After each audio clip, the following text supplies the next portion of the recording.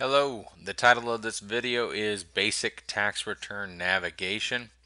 And what I mean by that is when you're in a tax return, where do you go? How do you get around?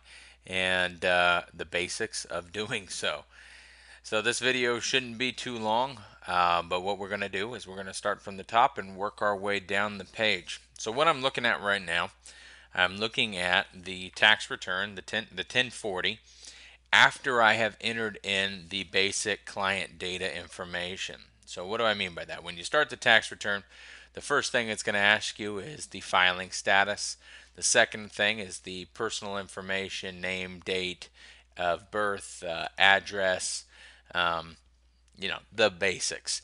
From there, it'll ask you your dependent information, and if you have dependent care expenses, it will then prompt you to enter that kind of all in a real succinct sequence of events. And once you're done with that, it throws you right into the familiar 1040, exactly what we're looking at. So what's the lay of the land here? Starting at the top, we've got our refund display, both for our federal, and if we had a state on here, we would see our state refund just to the right, and that's static. You can see that every time you come here. All of these items on the return are active. You can click on them and change them if you needed to. Oh, that's the wrong date of birth. You can go ahead and click on it. Takes you right to the date of birth field. You would change it and keep moving.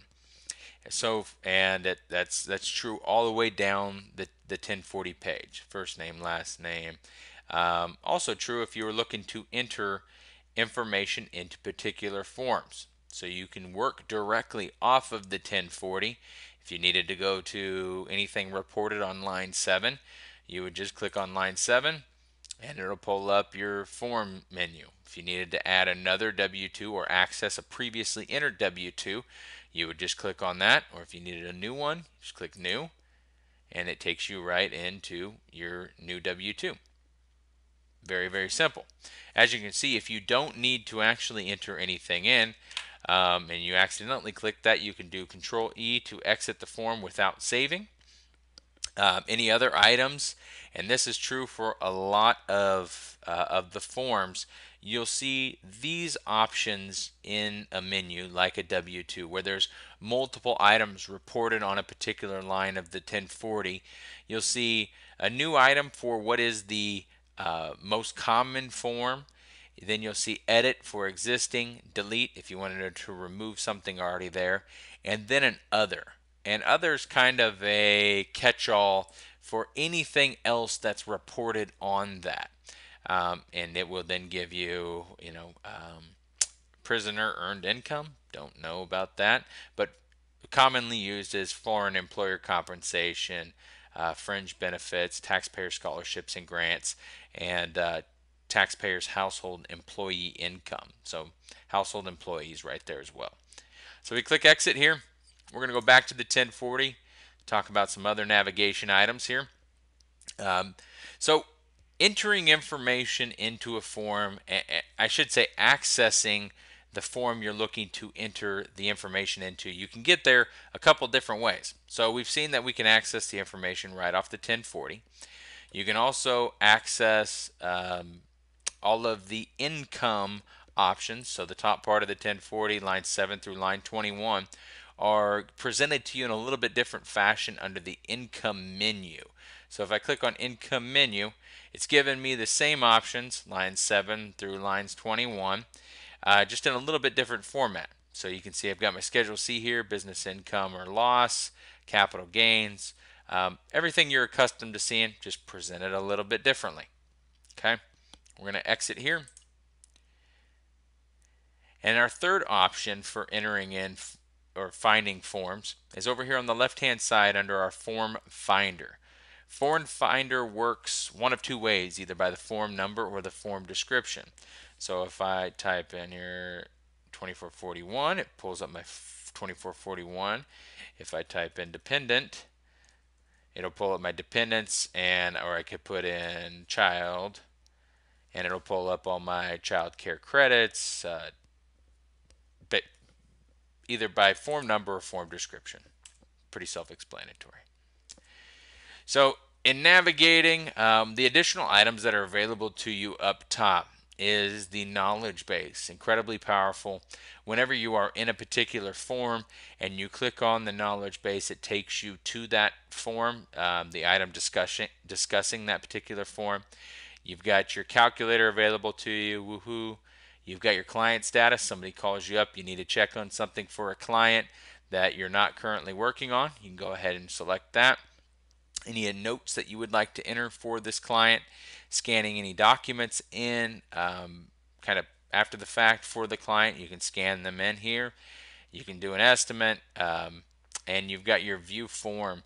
Any form that you're in and you want to see it in the actual 100% IRS layout, and how it would be printed out, you would just click this view form and it'll generate the PDF for that. I mean, I think we did a pretty good job here on the 1040. Looks as much like a 1040 as I think you can get. But if you want to see it actually to spec, you'd click on the view form. Okay. Other than that, down here on the left-hand side, what a lot of people will do using the software is use this as their template for doing the return, making sure that they're not skipping a step or missing something. So you'll go in and you'll go into the income menu. And you go, do you have any salary? Did you have any state refund last year? Any alimony? So forth down the page. You can also do that with all of the other menu items. When you go to your itemized deductions, did you have any medical or dental expenses? Any taxes that you paid? Also to point out, the arrows on the left-hand side mean that there's additional items. Basically, you can drill down into it, that it expands to something a little more than what you're seeing here. Anything that has a star next to it is a sum or a total, where it'll just sum up what is present on the page. Okay, so that's our Schedule A. So this presents it to you in a fashion to where it's very, very difficult to skip over something and miss something that you should have otherwise entered for that client. Anything in bold on the left-hand side means that there's an item currently in there, something related to itemized deductions, something related to credits, payments, estimates, and EIC. And if you go to the forms complete, you'll see what forms are associated with those fields. So itemized deductions, Schedule A, EIC, payments, EIC, credits, you got your 8867, it's all in there. And if you go into something else like a other taxes menu and you entered in the self-employment tax and filled this form out, you would then see that this would be bolded for you as well. Okay, so very, very simple, very easy to navigate. The key points to remember are: one, you can work directly off the 1040. And something I almost forgot, for those of us with older eyes, you have the ability to make this as large as you want. I am currently recording on a laptop, which is why you've got the vertical scroll bar as well as the horizontal scroll bar. But you can click, basically fit the screen, and then you hit fit, and it will actually fit the 1040 to the size of the screen. So very nice for those of us with not so strong eyes. So this was your basic 1040 navigation video. I hope it was helpful. Appreciate you taking a look, and look forward to working with you